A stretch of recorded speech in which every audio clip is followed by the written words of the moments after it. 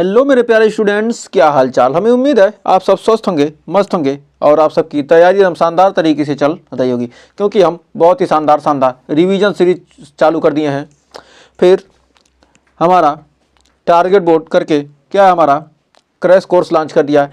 तो ये सारी चीज़ें चल रही हैं, लेकिन क्या करें, आप लोग देख नहीं रहे हैं वीडियो को, पढ़ने में आपका मन नहीं लग रहा है। तो हमारा भी वीडियो बनाने में मन नहीं लगेगा। जब आप पढ़ने में मन नहीं लगेगा तो हमारा बनाने में मन लगेगा नहीं। तो आइए शुरुआत करते हैं सेशन की, तरंग प्रकाश की। हमारा आज का टॉपिक है यूपी बिहार राजस्थान बोर्ड के लिए। तो हमारा फ्रिंज की चौड़ाई के व्यंजक, विवर्तन, पतले रेखाचित्र द्वारा प्रकाश के विवर्तन की ज्यामितीय व्यवस्था, विवर्तन प्रतिरूप, इन सब बहुत सारे टॉपिक को आज करने वाले हैं कवर। तो आइए शुरुआत करते हैं सेशन की। तो फ्रिंज की चौड़ाई के लिए व्यंजक, मान लीजिए क्या फ्रिंज मतलब दो चमकदार पट्टियों के बीच की चौड़ाई कितनी है, उसको क्या करेंगे, हम नापने वाले हैं। तो दो चमकदार, यहाँ पर बीच में क्या होती है, जब हमारी हम क्या करते हैं, किसी रेखाचित्र एक वर्ली प्रकाश क्या करते हैं, डालते हैं। तो उसके सामने क्या किया हमने, दो रेखाचित्र, एक पर्दा लिया, उसके सामने क्या किया हमने, दो छिद्र कर देते हैं।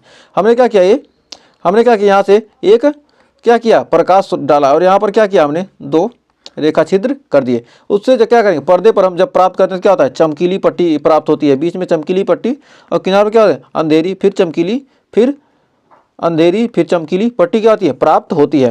तो दो चमकीली पट्टियों के जो हमारे क्या है, सबसे अधिक चमकदार और कम चमकीली पट्टी के बीच की दूरी हम क्या करेंगे, निकालने वाले हैं, जिसे क्या करेंगे हम, फ्रिंज की चौड़ाई। तो आइए शुरुआत करते हैं सेशन की। तो आइए यहाँ पर एक वर्ली प्रकाश हमने क्या किया, यहाँ पर डाला। तो यदि क्या है, यहाँ पर हमारे क्या है, दो छिद्रों के बीच की दूरी, यानी इस द्विस्लेट पर्दे की दूरी कितनी है हमारी, यहाँ से यहाँ की, मतलब पर्दे की द्विस्लिट से पर्दे की दूरी कितना हमारा, d। और S1 और S2 दोनों झिर्रियों के बीच की दूरी क्या है, हमारा d, स्मॉल d। और हमारा जो क्या है, ये हमारा क्या है, कितना दूरी पर हमें मिल रहा है, चमकदार और कम चमकदार पट्टी के बीच की दूरी कितना हमारा, यक्स यम मान लेते हैं। तो अब आइए यहाँ पर, यहाँ से क्या करेंगे, यहाँ से हमें, यहाँ से क्या होगी, एक प्रकाश यहाँ से यहाँ तक चलेगी और फिर क्या होगी, ये दूसरी झिर्री से क्या होगी, प्रकाश यहाँ से यहाँ के बीच की दूरी, और यहाँ से ये हमारा क्या है, यहाँ से मिला ही हुआ है। तो यहाँ से और यहाँ के बीच की दूरी, तो यहाँ से यहाँ तक जाने में क्या होगा, कम समय लगेगा। तो क्या करेंगे, इससे हम क्या करेंगे, इस पर लंब डाल देंगे। इस पर लंब डालेंगे तो क्या होगा, ये दोनों क्या होंगे, ये दूरी क्या होगी, ये दूरी यहाँ पर बराबर हो जाएगी और ये दूरी हमारा क्या होगा, पथांतर हो जाएगा। मतलब क्या होगा, S2 से जाने में कितना होगा, ज़्यादा समय लगेगा। S1 से क्या होगा, जल्दी यहाँ तक प्रकाश पहुँच जा रहा है, S2 से क्या हो रही है, ज़्यादा समय पहुँच रही है। मतलब क्या है, ये क्या हमारा पथ में अंतर हो गया है। तो आइए यहाँ पर हमारा क्या है, S1 माइनस S2, यहाँ पथांतर कितना है, पथांतर यदि हम पथांतर निकालते हैं तो क्या हो जाएगा, पथांतर हमारा क्या हो जाएगा, S2P में से क्या करेंगे हम, S1P घटा देंगे। तो S2P माइनस S1P, S2P में से क्या करेंगे, S1P घटा देंगे तो हमारा क्या होगा, S2A आ जाएगा, S2A आ जाएगा, S2A यानी हमारा क्या होगा, पथांतर। तो यहाँ पर PO हमारा क्या है, यक्स यम है। PO का मान क्या है हमारा, यक्स यम है। और CO का मान हमारा क्या है, D है। C और O के बीच की दूरी कितनी है हमारा, D है। और S1 S2 के बीच की दूरी हमारा क्या, स्मॉल d है। और यहाँ पर हमारा जो D है, ये हमारा जो क्या कैपिटल D है, वो हमारा क्या है, यहाँ पर हमारा जो कैपिटल D है, कैपिटल D क्या हमारा, द्विस्लिट से पर्दे की दूरी है। द्विस्लिट से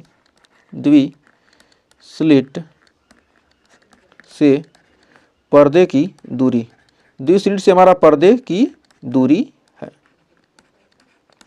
डबल स्लिट से क्या हमारा, पर्दे की दूरी, हमारा क्या डबल स्लिट है, उससे यहाँ तक पर्दे की दूरी है। फिर हमारा स्मॉल d क्या हमारा, S1 व S2 के बीच की दूरी, S1 व S2 के बीच की दूरी, बीच की क्या है हमारी दूरी है। यानी कह सकते हैं कि दोनों झिर्रियों के बीच की दूरी, दोनों झिर्रियों के बीच की दूरी, लिख सकते हैं दोनों झिर्रियों के बीच की दूरी। तो ये हमारा क्या होगा, दोनों झिर्रियों के बीच की दूरी हो गई। तो यहाँ पर त्रिभुज S1 S2A तथा त्रिभुज CPO क्या है, एक दूसरे के समरूप हैं। S1 S2A, S1 S2A और त्रिभुज क्या CPO, ये दोनों क्या है, ये त्रिभुज और क्या है, ये त्रिभुज क्या है, दोनों एक दूसरे के क्या है, समरूप हैं। ये दोनों क्या एक दूसरे के क्या है, समरूप हैं।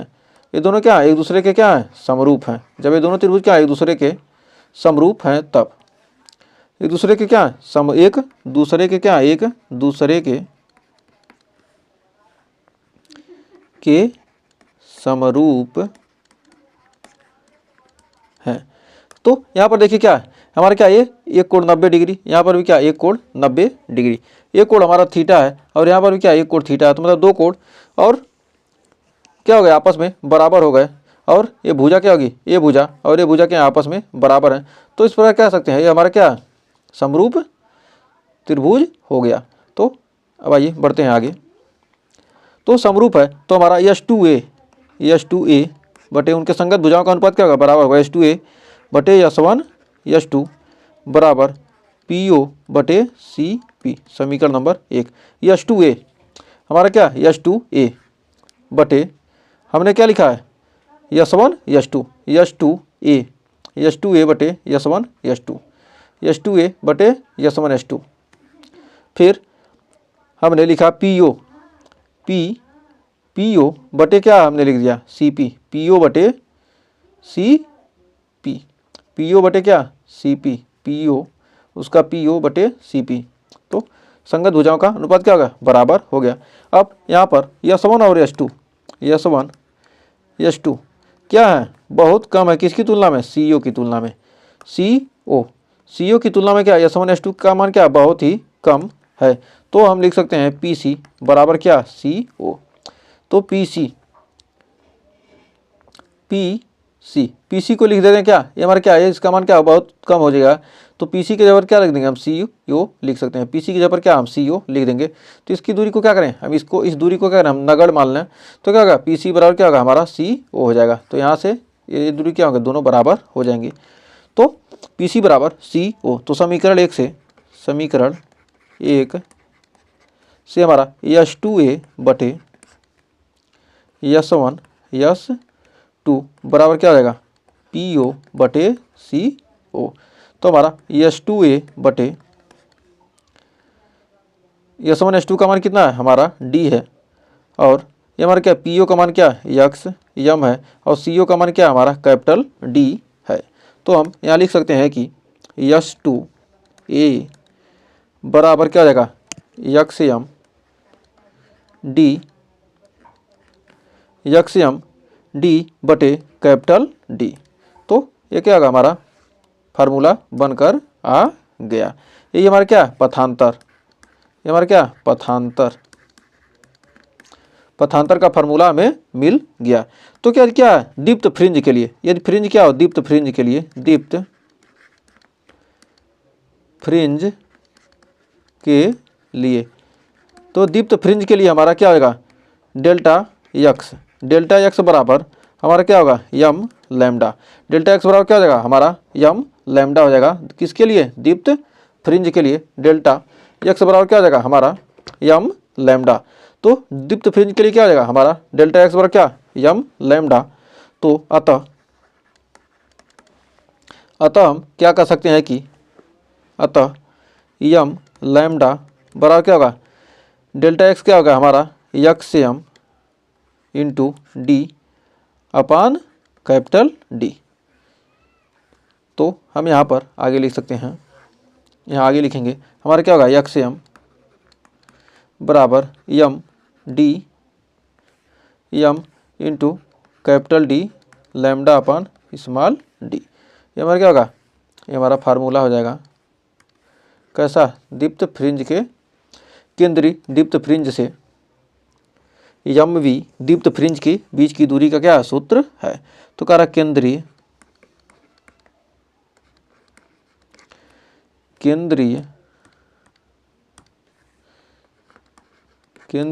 दीप्त फ्रिंज से यम वी एम वी दीप्त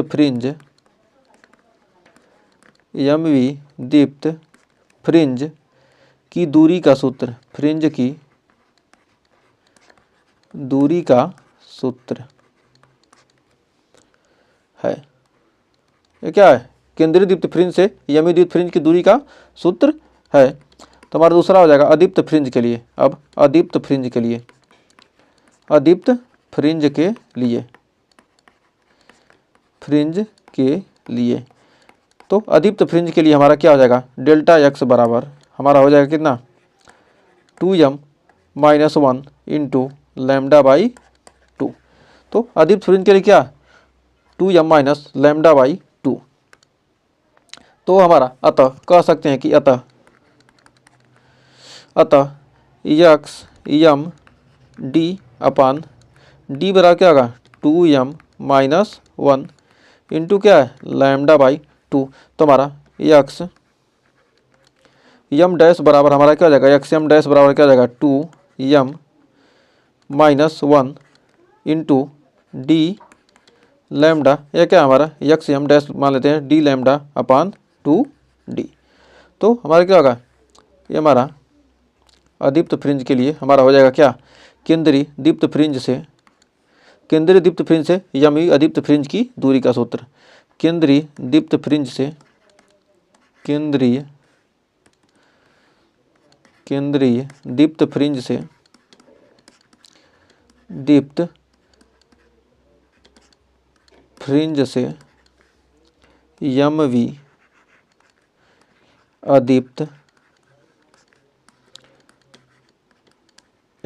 अदीप्त फ्रिंज की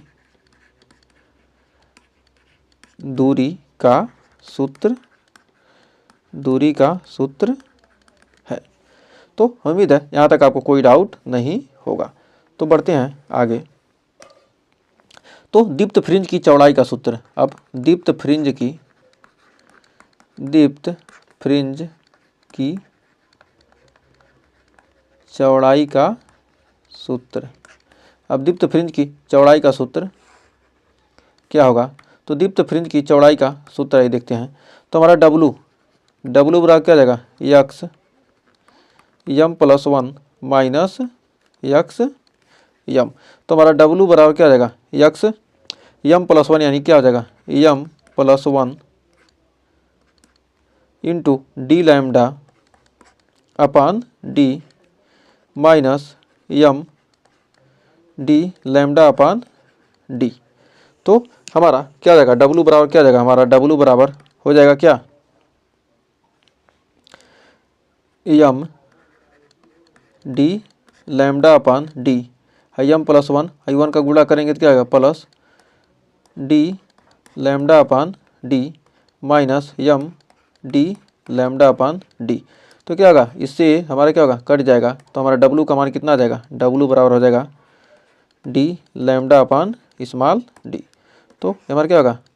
दीप्त फ्रिंज की चौड़ाई का सूत्र आ गया। तो उम्मीद है यहाँ तक आपको कोई डाउट नहीं होगा।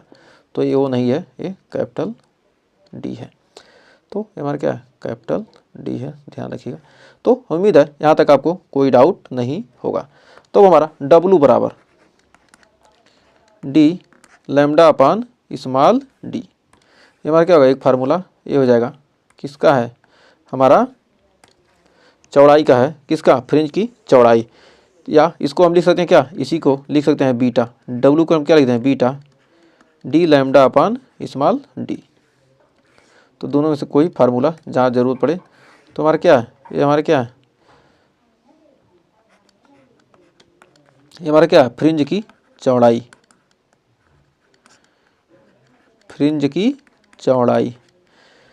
यही अदीप्त क्या है? दीप्त फ्रिंज की चौड़ाई है। और अदीप्त, दीप्त और अदीप्त दोनों फ्रिंज की चौड़ाई का क्या होगा? फार्मूला एक ही होगा। तो यही अदीप्त फ्रिंज की चौड़ाई का भी, फ्रिंज की चौड़ाई का भी क्या है? सूत्र है। तो अदीप्त और दीप्त दोनों फ्रिंज की चौड़ाई का क्या है? यही सूत्र है। अब फिर अगला है दीप्त या अदीप्त फ्रिंज की कोणीय चौड़ाई का सूत्र।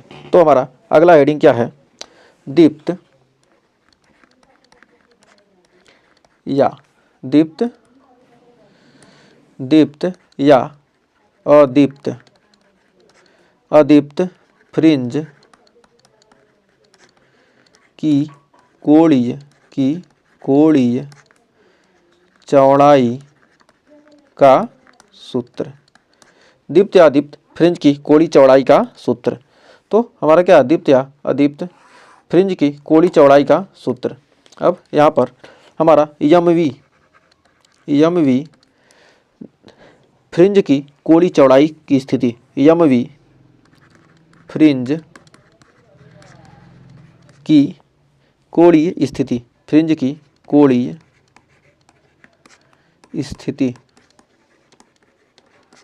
यमी फ्रिंज की कोणीय स्थिति क्या है, थीटा, यम बराबर क्या होगा हमारा एक्सएम अपान कैपिटल डी। तो हमारा एक्सएम बराबर क्या होता है, डी क्या होता है हमारा M D lambda upon small D upon capital D, capital D से कैपिटल डी कट गया, हमारा क्या होगा यम लैम्डा अपान डी आ जाएगा।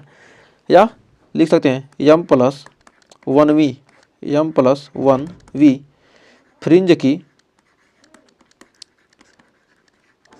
की कोणीय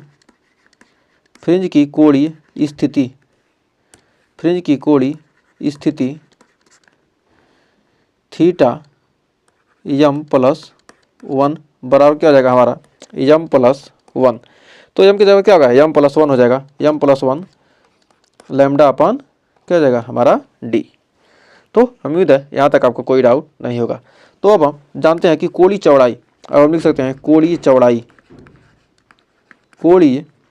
चौड़ाई थीटा, कोणीय चौड़ाई थीटा बराबर क्या हो जाएगा हमारा हो जाएगा थीटा यम प्लस 1 माइनस थीटा यम। तो हमारा क्या होगा यहाँ पर थीटा बराबर क्या हो जाएगा यम plus 1 into lambda upon D minus यम लैम्डा अपान डी। तो क्या होगा इसमें गुणा होगा तो क्या हो जाएगा हमारा हो जाएगा यम lambda upon D plus lambda upon D minus यम लैम्डा अपान डी। तो हमारा क्या होगा यम लैम्डा अपान डी से यम लैम्डा अपान डी कट जाएगा, यानी थीटा बराबर हमारा क्या आ जाएगा थीटा बराबर लैम्डा अपान डी। तो हमारा क्या होगा थीटा बराबर लैम्डा अपान डी क्या हो जाएगा आ जाएगा। तो हमें उम्मीद है यहाँ तक आपको कोई डाउट नहीं होगा। तो कोणीय चौड़ाई थीटा का मान हमें मिल गया। तो आइए बढ़ते हैं आगे। अब जानते हैं विवर्तन। तो विवर्तन का मतलब होता क्या है, मान लीजिए क्या है यहाँ से क्या हुई हमारी प्रकाश किरण आई और क्या हो गई किसी पतली झिर्री से क्या हो रही है ऐसे निकल रही है। तो इससे निकली मतलब यहाँ से क्या हो रही है प्रकाश की किरण पड़ रही है। तो ये क्या किसी छिद्र से निकलने पर क्या होती है वो अपने किनारों पर क्या होती है मुड़ जाती है। मान लीजिए ये हमारा क्या किनारों पर क्या होगी मुड़ जाएगी और हमारा क्या होगा यहाँ पर किनारों पर क्या होती है मुड़ जाना है, क्या कहलाता है प्रकाश का विवर्तन कहलाता है। प्रकाश का क्या कहलाता है विवर्तन कहलाता है। या कोई प्रकाश की किरण क्या आ रही है प्रकाश की किरण यहाँ से आ रही है, मान लीजिए क्या यहाँ पर प्रकाश की किरण क्या आ रही है प्रकाश की किरण बहुत सारी प्रकाश की किरणें क्या आ रही हैं। एक सेकंड, मान क्या बहुत सारी क्या है प्रकाश की किरणें क्या हो रही है आ रही हैं और क्या हो गया बीच में क्या होगा एक अवरोध आ जाता है, बीच में क्या हो गया अवरोध आ गया, बीच में एक क्या हो गया अवरोध आ जाने से, बीच में क्या होता है अवरोध आ जाने से प्रकाश की किरणें क्या होती हैं आगे तो बढ़ेंगी नहीं। तो क्या होगा एक पर्दे उस पर सामने पर्दा रख दिया जाए तो उस पर क्या होता है उस पर क्या होता है इसका प्रतिबिंब छाया आ जाता है, छाया उसका क्या होता है छाया बन जाता है। वो भी क्या होगा या किनारों पर क्या होती है प्रकाश मुड़ जाती है, क्या होगा इसका छाया क्या होगा हमेशा छोटा बनेगा, बड़ा छाया नहीं बनेगा। और जो नहीं आया संपर्क में क्या होगा वहाँ पर क्या होंगी आगे बढ़ जाएंगी और जहाँ पर क्या आ गया आगे वहाँ पर क्या होगी अवरोध कारण क्या होती हैं रुक जाती हैं और क्या होता है उसका छोटा छाया बनता है। कभी क्या होता है वस्तु का क्या होता है छोटा ही छाया क्या होता है बनता है। तो यह घटना क्या कहलाती है हमारी विवर्तन कहलाती है। तो यहाँ पर देखिए हमने क्या किया यहाँ से क्या हुई प्रकाश की किरण आ रही और एक छोटे से छिद्र से क्या हो गई किनारों पर क्या हो गई मुड़ गई और क्या होगा इसका बड़े क्षेत्र में क्या होगा इसका प्रकाश दिखाई देता। तो यह घटना क्या कहलाती है विवर्तन कहलाती है। लेकिन यहीं पर क्या होगा यदि क्या होगा, किसी अवरोध के कारण क्या होती है, प्रकाश रुक जाती है, तो क्या होती है, छोटे रूप में क्या होता है, दिखाई देता है। यह भी घटना क्या है, विवर्तन की ही घटना है। तो अब आइए विवर्तन की परिभाषा लिखते हैं कि प्रकाश का रेखा छिद्र या अवरोध के किनारों पर क्या होना, आंशिक रूप से मुड़ने की घटना प्रकाश की क्या कहलाती है, विवर्तन कहलाती है। प्रकाश का रेखा छिद्र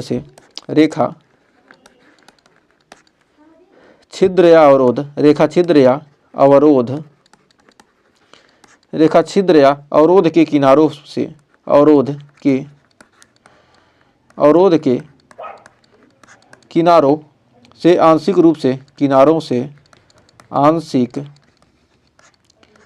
से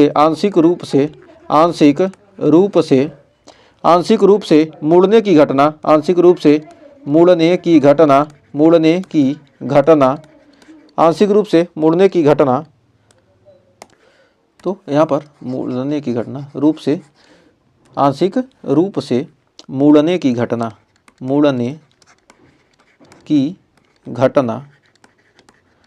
आंशिक रूप से मुड़ने की घटना को प्रकाश का विवर्तन करते हैं, घटना को प्रकाश का विवर्तन कहते हैं। मुड़ने की घटना को क्या कहते हैं, प्रकाश का विवर्तन कहते हैं। फिर हमारा एक तो डिफिनीशन ये हो गया, फिर एक डिफिनीशन और लिख सकते हैं कि प्रकाश के विवर्तन के लिए आवश्यक शर्त। तो क्या होता है, विवर्तन कहते हैं, तो प्रकाश के विवर्तन के लिए आवश्यक शर्त क्या होता है, प्रकाश के विवर्तन के लिए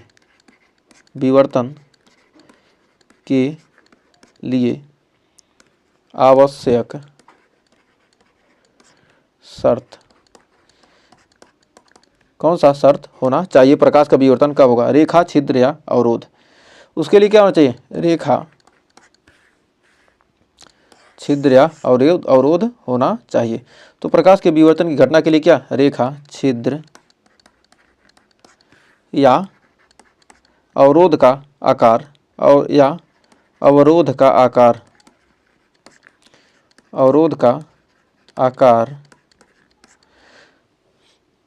प्रकाश के तरंगदैर्घ्य की कोटि क्या होना चाहिए, अवरोध का आकार प्रकाश की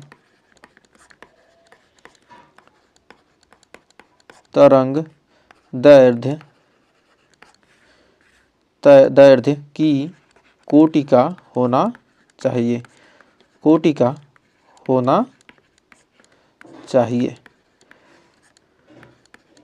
तो प्रकाश की तरंगदैर्घ्य की क्या होना चाहिए, कोटि का होना चाहिए, तभी क्या होगी, विवर्तन की घटना हो सकती है, रेखा छिद्र या अवरोध का आकार। तो अब आइए जानते हैं विवर्तन। तो विवर्तन तरंगों को अपने मार्ग में आने वाली अवरोधों के किनारों पर मुड़ जाना। तरंगों का क्या होगा, अपने मार्ग में अवरोध आने पर क्या होगा, मुड़ जाना। मार्ग में आने वाले अवरोधों के किनारों पर क्या होगा, मुड़ जाने की घटना को क्या कहते हैं, विवर्तन कहते हैं।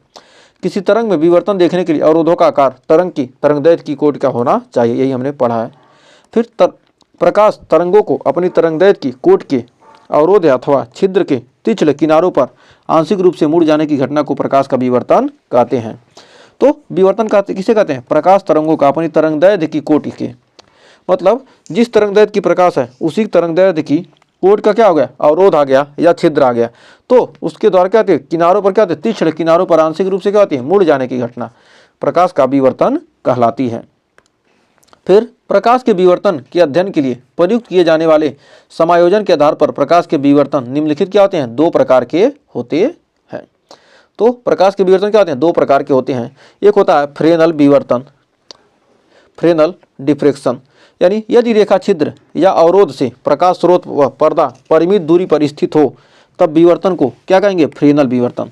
मतलब क्या हो, यदि रेखा छिद्र या अवरोधक से क्या हो, प्रकाश स्रोत व पर्दा क्या हो, कुछ दूरी पर हो, मतलब क्या हो, परिमित दूरी पर हो, तो तब यह विवर्तन को क्या कहेंगे, फ्रेनल विवर्तन। और अगला होता है फ्राउनहोफर विवर्तन।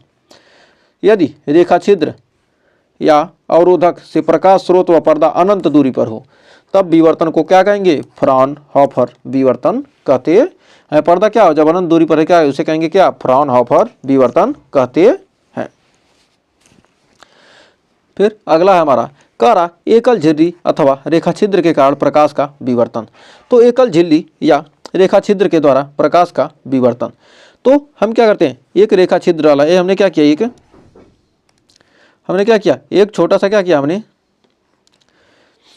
कोई भी चीज ले लिया, उसमें क्या किया हमने, बीच में क्या किया, ऐसे छोटा सा छिद्र कर लिया। उसमें क्या होते हैं, ये चारों तरफ क्या किया हमने, एक शीशा लिया, इसके तरफ चारों तरफ क्या किया हमने, पॉलिश कर दिया, बीच में क्या हल्का सा एक तीर लगा दिया, उससे क्या, उस तरफ से उससे हम क्या करते हैं, किसी प्रकाश को देखते हैं। तो प्रकाश में हमें क्या होगा, इस तरह से क्या होती है, हमें दिखाई देती है। तो इस पर क्या होती है, हमें दिखाई देती है। तो प्रकाश क्या होगी, हमें इस रूप में क्या होगी, हमें दिखाई देगी। कहीं पर क्या होगा, मोटी, पतली, फिर पतली, फिर पतली, फिर चौड़ी, फिर पतली, फिर पतली, इसका इस प्रकार क्या होती है, बढ़ती जाती है। इसी क्या कहते हैं हम, रेखी तंतु का लैंप किनारों पर विवर्तन होता। तो आइए इसको हम कह रहा, एक पतले रेखा छिद्र द्वारा प्रकाश के विवर्तन को ज्यामितीय व्यवस्था। तो एक पतला रेखा छिद्र है, हमने क्या किया, यहाँ से हमने क्या किया, प्रकाश को डाला। यहाँ से क्या कहते हैं, हम ये प्रकाश को डालते हैं। तो हमने क्या किया, ये लेंस, एक हमारा क्या, एक लेंस होता है, एक उत्तल लेंस लगा देते हैं। प्रकाश को हमने डाला, एक उत्तल लेंस लगा दिए। उत्तल लेंस लगाने के बाद हमने क्या किया, एक बड़ा सा क्या किया, हमने एक पर्दा लिया, इसमें क्या किया हमने, दो जगह क्या किए, छिद्र बना दिए। तो इससे जब प्रकाश जाएगी तो क्या होगी, यह मुख्य फोकस पर रखी जाएगी। तो क्या होगा, अपवर्तन के पश्चात क्या होगी, अपवर्तन के पश्चात फैल जाएगी प्रकाश। जब फैलेगी तो क्या होगा, यहाँ से छिद्र से होती हुई जब जाएगी, इस छिद्र से क्या होगी, होती हुई जब प्रकाश निकलेगी तो क्या होगा, मुख्य अक्ष के समांतर जाएगी। तो क्या होगी, यहाँ पर क्या होगी, मुख्य अक्ष के समांतर जाएगी, क्या होगा, कुछ मुड़ जाएगी और कुछ क्या होगी, यह विवर्तन के कारण क्या होगी, यहाँ से यहाँ पर क्या होगी, तीक्ष्ण मुड़ जाएगी। तो इस प्रकार क्या होगा, इस प्रकार की ज्यामितीय व्यवस्था। आइए अब देखते हैं इसका प्रूफ कैसे करेंगे। बिंदु ए व बी पर हम लिख सकते हैं, बिंदु ए व बी से बिंदु पी तक, बिंदु से बिंदु पी तक पहुंचने वाली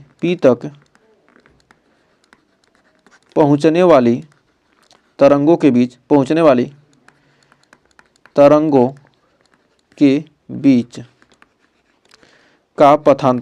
का पथांतर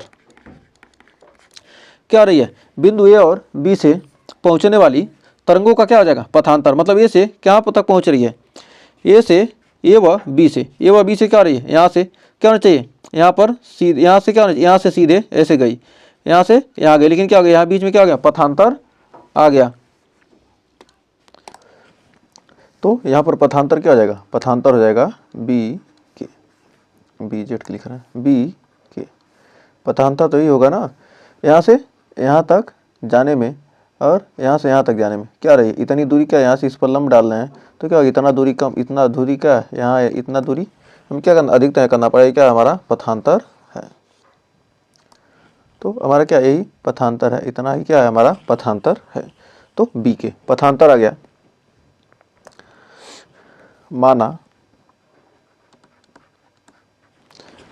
माना बी के बराबर लैम्डा, माना बी के बराबर क्या है, लैम्डा बराबर, लैम्डा यानी प्रकाश की तरंग दैर्ध्य,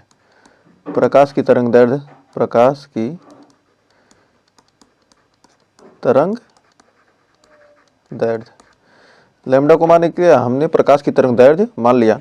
तो त्रिभुज ए बी के से, त्रिभुज ए बी के से, त्रिभुज ए बी के से, इस त्रिभुज में त्रिभुज ए बी के से साइन थीटा बराबर क्या होता है, लंब बटे कर्ण। तो लंब यहाँ पर क्या हो जाएगा, यहाँ पर साइन थीटा बराबर लंब हमारा क्या हो जाएगा, बी के बटे ए बी, थीटा है ना, थीटा के सामने लंब बी के और कर्ण ए बी के बटे ए बी। तो हमारा क्या है, यहाँ पर जो हमारा क्या, ए बी का मान क्या है, ई है, तो लिख सकते हैं साइन थीटा बराबर बी के बटे ई, और बी के बराबर हमारा क्या आ गया, ई साइन थीटा, समीकरण नंबर 1। बी के बराबर क्या हमारा आ गया ई साइन थीटा। ये हो गया समीकरण नंबर 1। तो लिख सकते हैं प्रथम निम्निष्ठ के लिए, प्रथम निम्निष्ठ, प्रथम निम्निष्ठ के लिए, तो प्रथम निम्निष्ठ के लिए हमारा ई साइन थीटा बराबर क्या है लैम्डा है। ई साइन थीटा बराबर हमारा क्या है लैम्डा। तो ई साइन थीटा बराबर क्या हमारा आ गया लैम्डा, 0 लिख रहे हैं। ई साइन थीटा बराबर क्या हमारा लैम्डा। और सभी निम्निष्ठों के लिए, सभी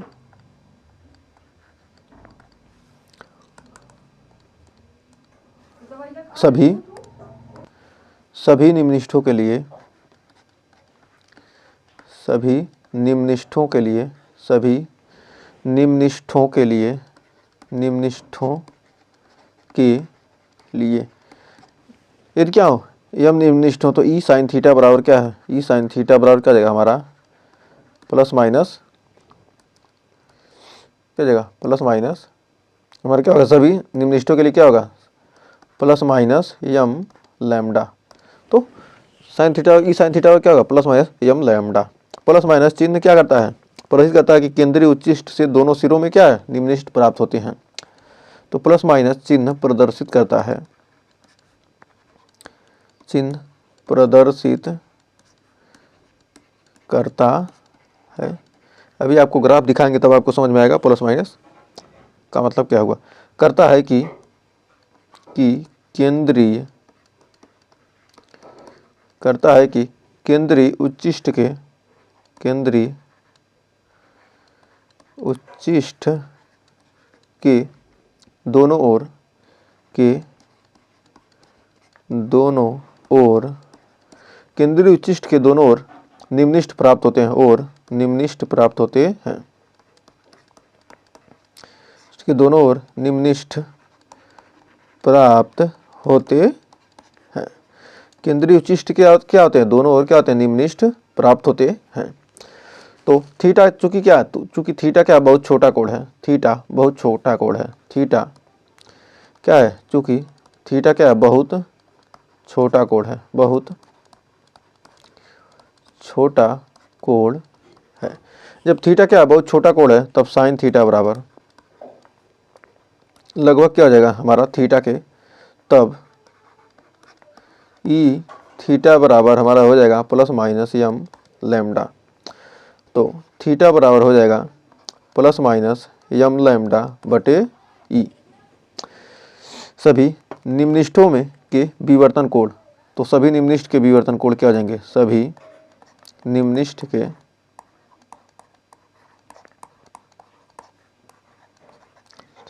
विवर्तन कोण,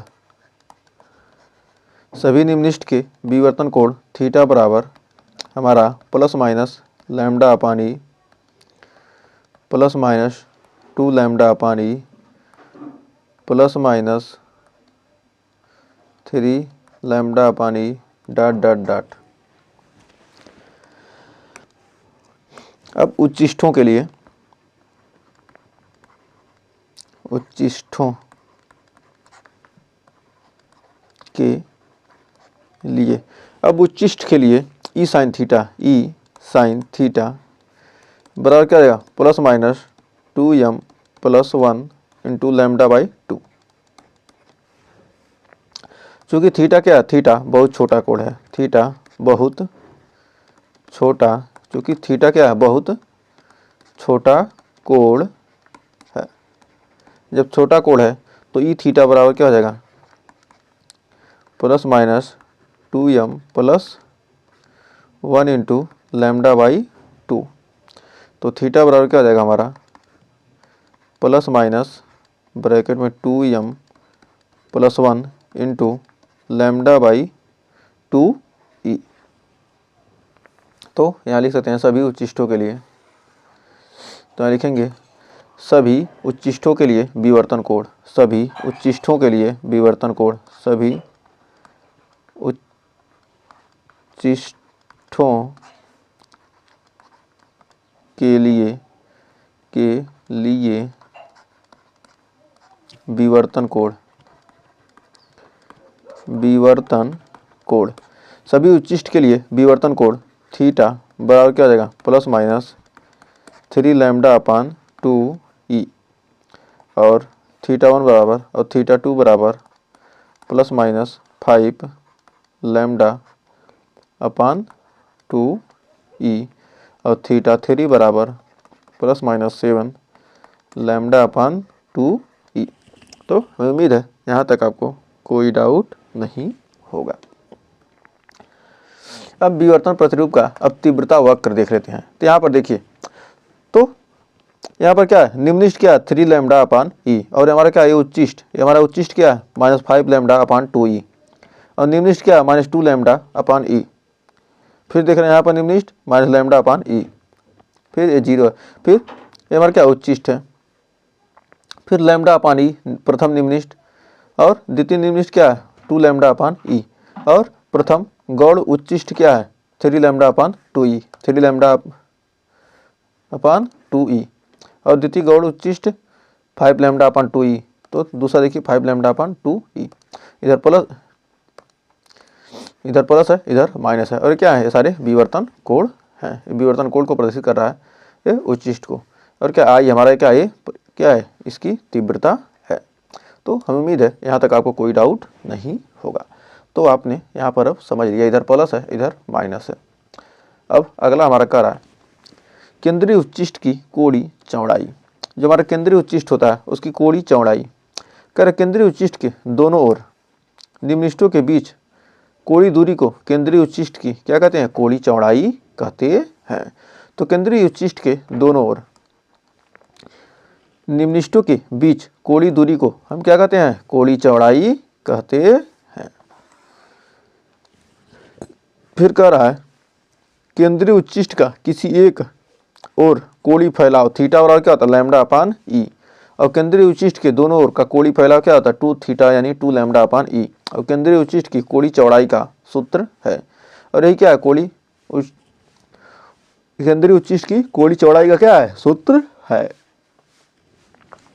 फिर कह रहा है यदि एकल रेखा छिद्र के पर्दे की दूरी d हो तो केंद्रीय उच्चिष्ट की रेखीय चौड़ाई 2x बराबर 2 लैम्डा अपान ई होता है। 2x बराबर क्या 2 लैम्डा अपान ई इंटू डी होता है। फिर कह रहा यदि फोकस लेंस की फोकस दूरी f हो तो रेखीय चौड़ाई क्या होगा 2x बराबर 2 लैम्डा अपान ई इंटू एफ हो जाएगा। अब अगला है हमारा फ्रेनल दूरी। तो फ्रेनल दूरी क्या होता है कह रहा है एकल झिर्री अथवा रेखा छिद्र के पर्दे की वह अधिकतम दूरी जहां तक प्रकाश में विवर्तन का प्रभाव नगण्य हो फ्रेनल दूरी कहलाता है। जहां तक क्या हो प्रकाश का क्या हो विवर्तन का प्रभाव क्या हो नगण्य हो जाए फ्रेनल दूरी कराया गया। फ्रेनल दूरी को जो ढेप से परिचित करते हैं होता है ई स्क्वायर अपान लैम्डा। तो हमें उम्मीद है ये सारे टॉपिक आपको अच्छे से क्लियर हो गए होंगे। तो आपने वीडियो को लास्ट तक देखा है तो आपका बहुत बहुत धन्यवाद। अगर सेशन अच्छा लगा तो सेशन को लाइक कीजिएगा, शेयर कीजिएगा और चैनल पर पहली वीडियो चैनल को सब्सक्राइब जरूर कीजिएगा। तो मिलेंगे नेक्स्ट वीडियो में, तब तक के लिए टेक केयर।